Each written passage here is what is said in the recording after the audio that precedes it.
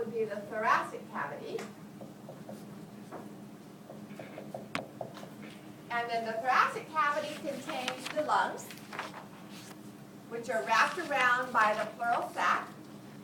And everything else that is not the lungs or the pleural sac, everything else is the mediastinum. Okay? So the heart then is in the mediastinal cavity or mediastinum. And specifically is in the middle mediastinum. So if I take this transverse section here and draw it a little bit larger, okay, a lot larger.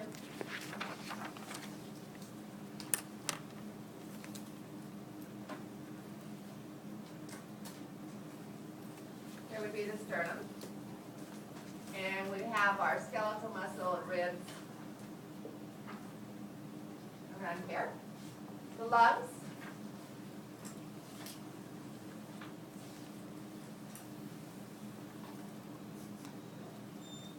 Are surrounded by the pleural cavity.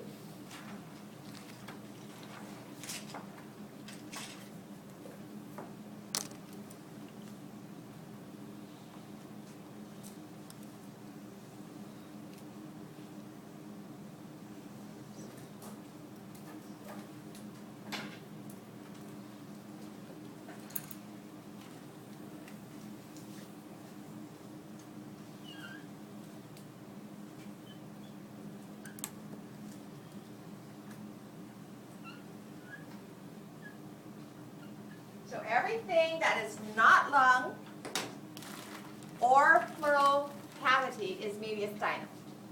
Right? So this area here is the middle mediastinum.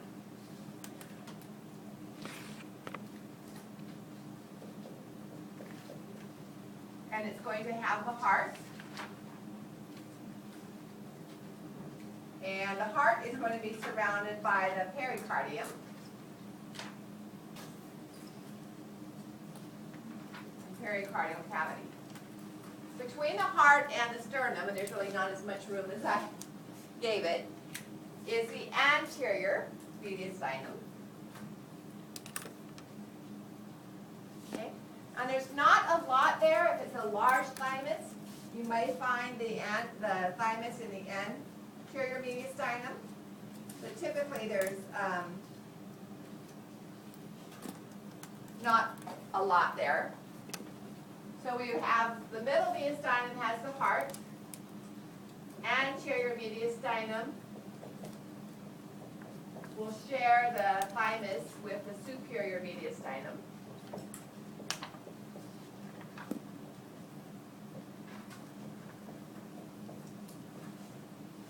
And the superior mediastinum begins at the base of the heart.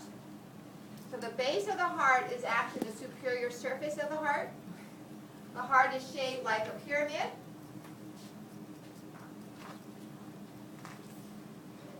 So this would be the apex. This is the base. And so at the base of the heart, anything above that would be found in the superior mediastinum. Okay? So superior mediastinum has the thymus as well. It has what we call the great vessels. And I'll show it to you in the model in just a moment. The trachea and a portion of the esophagus. The rest of it's going to be in the middle mediastinum. So let me get one of these smaller heart models out.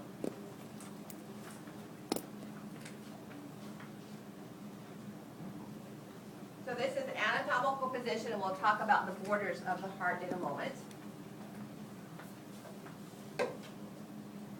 So here would be the anterior, between here and the sternum would be anterior mediastinum, and the thymus would be located right here, larger in the child, shrinking in the adult. All of this is superior mediastinum. So this would be the base of the heart. So great vessels are the superior vena cava, the aorta, pulmonary trunk, and if we turn it around, you can see the trachea and the esophagus. So that would be the superior mediastinum up here. Question, yeah? Oh, okay. So superior is opposite the apex. Yes, the base is the broad portion of the heart.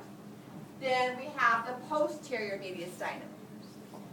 The parietal pleura is actually attached to the posterior and lateral walls of the thoracic cavity.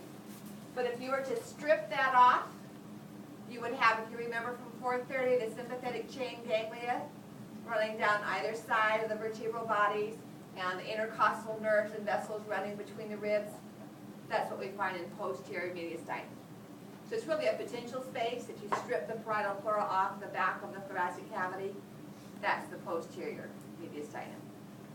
So I'll put that up here so that you guys can see it. I'm not sure you can see it in the back and the bottom. So posterior mediastinum.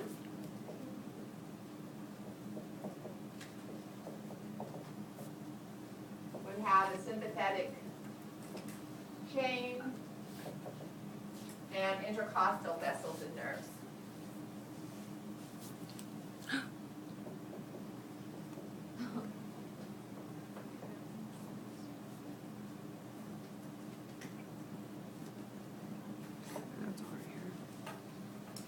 But everything you see right here is middle mediastinum. Now let's look at the bottom of page 6,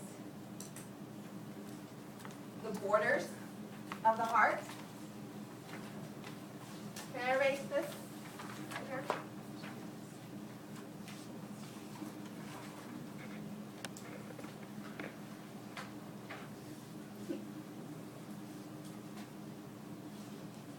So when we look at the heart down the right side, we have essentially forming the right border is the right atrium. This would be the superior vena cava. This would be the inferior vena cava. And the right atrium. So the lateral surface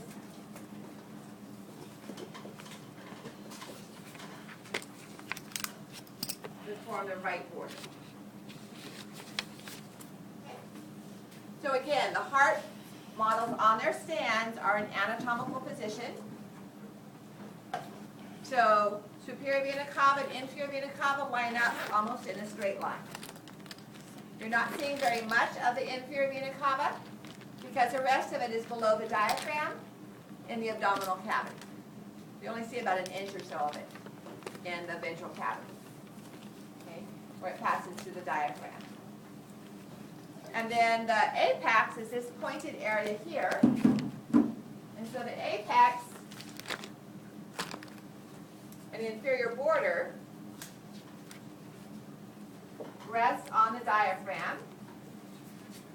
And this is the left ventricle, the right ventricle.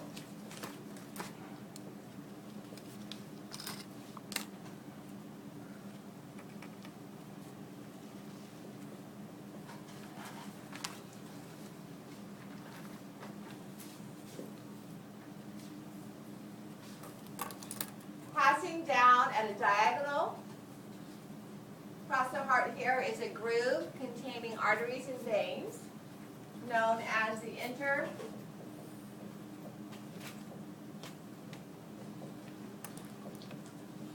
interventricular sulcus.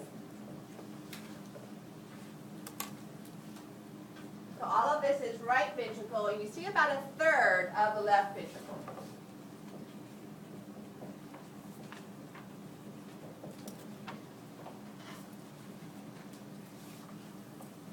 Let me kind of redraw this angle here a little bit better.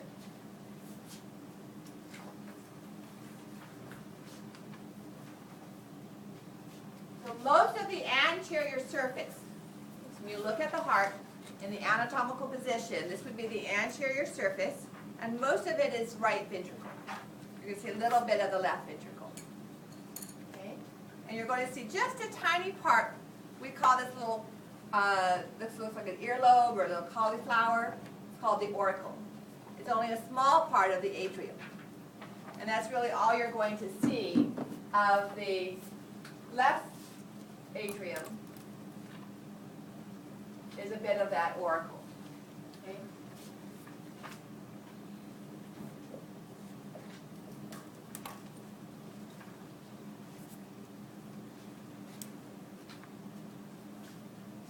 Rising out of the right ventricle. Remember the truncus arteriosus? You may not, because it was a term I said you didn't have to know. But that front of the developing heart actually rises out of the anterior wall of the right ventricle. So this is the pulmonary trunk. And coming out of the center of the heart is the aorta. So this area along here is identified as the base of the heart. So it's upside, like I said, it's kind of like a pyramid turned upside down. The apex is the pointed region, not the top.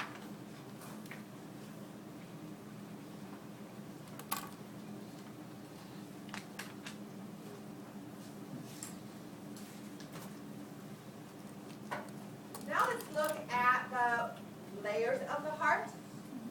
So again, this is Netter's diagram with the heart in position in the middle mediastinum. You can see the thymus here, kind of on the anterior, but also up in the superior aspect with the great vessels.